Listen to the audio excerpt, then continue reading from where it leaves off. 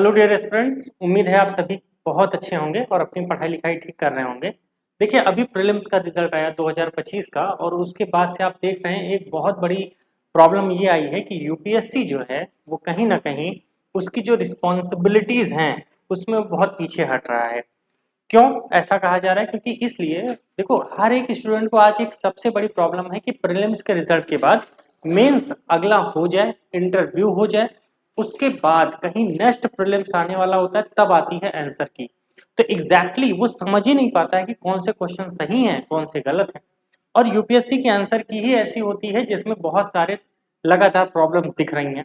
पिछली बार जो इसी बार जो है 3 क्वेश्चन उन्होंने ड्रॉप किया। इसके पहले भी ऐसा कई बार हो चुका है और कई सारे क्वेश्चन पे रॉन्ग क्वेश्चन, मतलब कि रॉन्ग आंसर तक दिया गया है, ये एक्सपर्ट के द्वारा कहा जा रहा है। तो कहीं ना कहीं ये जो चीजें हो रही हैं ये क्या है, इतना जालिम यूपीएससी क्यों बन रहा है और इसकी रिस्पॉन्सिबिलिटी कब ये मानेगा कि नहीं भाई, जैसे हर एक एग्जाम के बाद जहां रिजल्ट आता है उसकी आंसर की आ जाती है, तो यूपीएससी को आंसर की देने में प्रॉब्लम क्या है? एग्जैक्टली मैं बताऊं, यूपीएससी कह रहा है कि भाई अगर हम प्रीलिम्स का आपको रिजल्ट दे देंगे तो उसके साथ अगर आंसर की जाएगी तो अगर मान लो कहीं प्रॉब्लम रही तो बच्चे कोर्ट में चले जाते हैं। इससे जो एग्जाम का साइकिल है वो प्रॉब्लम हो जाती है और सही से हम एग्जाम कंडक्ट नहीं करा पाएंगे। इसका मतलब ये है कि आपकी इतनी भी रिस्पॉन्सिबिलिटी नहीं बनती कि जो 100 सवाल आप बना रहे हो वो 100 सवाल भी ठीक से आप बना पाओ। क्या इतनी भी कैपेबिलिटी यूपीएससी के पास नहीं बची कि वो 100 सवाल ऐसे बना दे जिसपे कोई भी मामला कोर्ट में जा ही ना सके?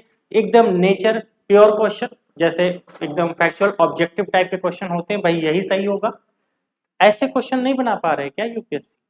तो इस टाइप की बातें क्यों? देखो, बहुत ज्यादा एंजाइटी है हर तरफ, बहुत निराशा है। बहुत अच्छे अच्छे एस्पिरेंट जो इतने दिन से पढ़ रहे थे वो, उनका भी प्रीलिम्स नहीं हुआ। लास्ट टाइम प्रीलिम्स हुआ था, इस बार फिर से प्रीलिम्स रुक गया उनका, सिर्फ कुछ रीजंस की वजह से। अब वो कह रहे हैं कि नहीं सर, पेपर अच्छा हुआ था लेकिन नहीं हुआ। एक चीज और प्रॉब्लम में आ रही है, वो ये है कि भाई सिर्फ एक डिमांड है हमारी और ये है कि भाई आंसर की दे दो हमें। जब आप आंसर की दे दोगे ना तो एग्जैक्टली हमें तो पता है ना हमने क्या टिक करके आए हैं। तो उससे क्या होगा, हम एनालिसिस तो कर लेंगे कि जो आपने कट ऑफ देने वाले हो क्या वो मैं कट ऑफ क्वालिफाई कर पाऊंगा कि नहीं, है ना? तो इतना आप कर दीजिए, 2 काम कर दीजिए, बस इतनी इसकी डिमांड है। आप सब कमेंट बॉक्स में कमेंट करना क्या हमारी मांग जायज है क्या? सिर्फ एक चीज, पहला कि भाई जब प्रीलिम्स का रिजल्ट आए, प्रीलिम्स के जस्ट रिजल्ट के बाद आप क्या करिए, इसकी आंसर की, एक तरह से आंसर की इसकी अपलोड कर दीजिए। दूसरा, आप प्री का कट ऑफ बता दीजिए, प्री का कट ऑफ। अब क्यों मैं ये कह रहा हूं कि भाई प्री का कट ऑफ बता दीजिए? एग्जैक्टली मेंस से उसका रिलेशन तो बनता नहीं है, क्योंकि मेंस में वो नंबर नहीं जुड़ते हैं। अब भाई जब वो मेंस में नंबर ही नहीं जुड़ते हैं तो सीधी सी बात है, ये कट ऑफ आप पहले भी रिलीज कर सकते हो ना। आंसर की बता दो, कट ऑफ बता दो, जिस बच्चे का होना है होगा, जिसका नहीं होना है नहीं होगा। वो कम से कम अपने आप का एनालिसिस तो कर पाएगा कि मैं इस एग्जाम के लिए बना भी हूं कि नहीं बना हूं। नहीं तो वो जाके बेचारा दूसरा एग्जाम देखे। आप साल भर अटकाए रहते हो, उसका पता ही नहीं चलता कि क्या चीजें हो रही हैं क्या नहीं हो रही हैं, है कि नहीं? तो ये 2 डिमांड है हमारी और आप सब कमेंट में कमेंट करोगे कि जितना इस वीडियो को फैलाओगे ना उतना प्रेशर पड़ेगा गवर्नमेंट मशीनरी पे कि नहीं इसको करना चाहिए हमें। और यूपीएससी कॉन्स्टिट्यूशनल बॉडी है भाई, उसको रिस्पॉन्सिबिलिटीज लेनी पड़ेगी। जैसे हर एग्जाम का प्रीलिम्स होता है, आंसर की आ जाती है, उसके बाद उसका कट ऑफ आ जाता है। ऐसे आप क्यों नहीं दे सकते हैं? और आप ये भी कहते हैं कि प्रीलिम्स का हम मेंस इसमें कोई मतलब नहीं रखते, उसका नंबर हम मेंस में जोड़ते नहीं है, तो उसकी कट ऑफ आप 1 साल बाद क्यों देते हैं? क्या मतलब है इस चीज का? और आप इसको क्यों नहीं सुधार पा रहे हैं पिछले 10 साल से? इस पे आप एक बार रिप्लाई जरूर दीजिए, आपके हॉनेस्टली आके कहिए कि क्यों। उसके साथ साथ जो क्वेश्चन आपके गलत हो जाते हैं या जो क्वेश्चन आप ड्रॉप कर देते हैं, पहले उन क्वेश्चन के बारे में एक्सप्लेनेशन जरूर दीजिए कि ये क्वेश्चन गलत क्यों है और ये हमने ड्रॉप क्यों किया।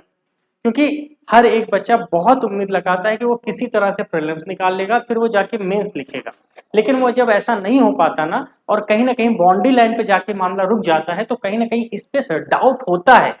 और मानिए यूपीएससी, आप इतने जालिम मत बनिए, बहुत जरूरी है कि अपनी रिस्पॉन्सिबिलिटीज को समझिए। ये 2 चीजें आप कर दीजिए, आपका बिल्कुल हम आपके ऊपर पूरा विश्वास कर रहे हैं और आप बेहतर कर रहे हैं, जो भी कर रहे हैं आप बेहतर कर रहे हैं। लेकिन कुछ चीजें ऐसी हैं जो लगातार दिमाग में खटक रही हैं, आज से नहीं पिछले कई सालों से। आपको इस पे काम करना होगा, बिल्कुल करना होगा। तो जितने आपको लगता है आप कमेंट बॉक्स में कमेंट कीजिए, जितना हो सके इस वीडियो को शेयर कीजिए, जिससे ये दो काम हमें बिल्कुल इसको करना है।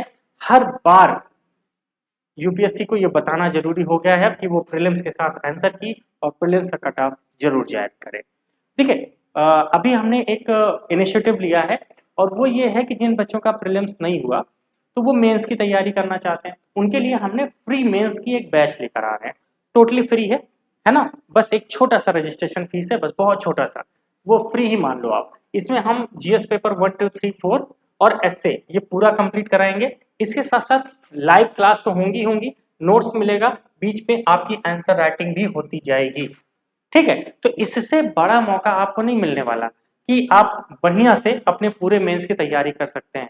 ध्यान रखना, बढ़िया से पूरा होगा, पूरे 1 साल की वैलिडिटी होगी।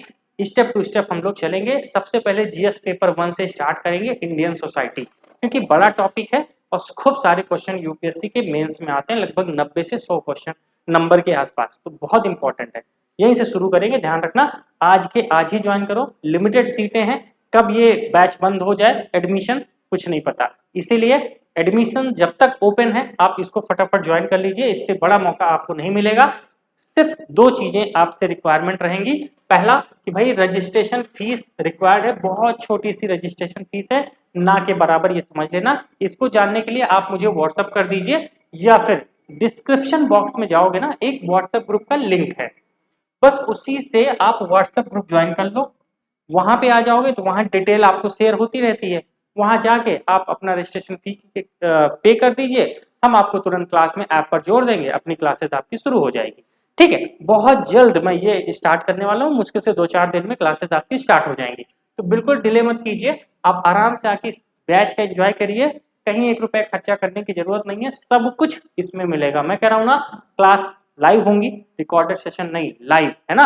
रिकॉर्डेड आपको बाद में मिलेगा, नोट्स भी मिलेंगे, आंसर राइटिंग भी मिलेगा।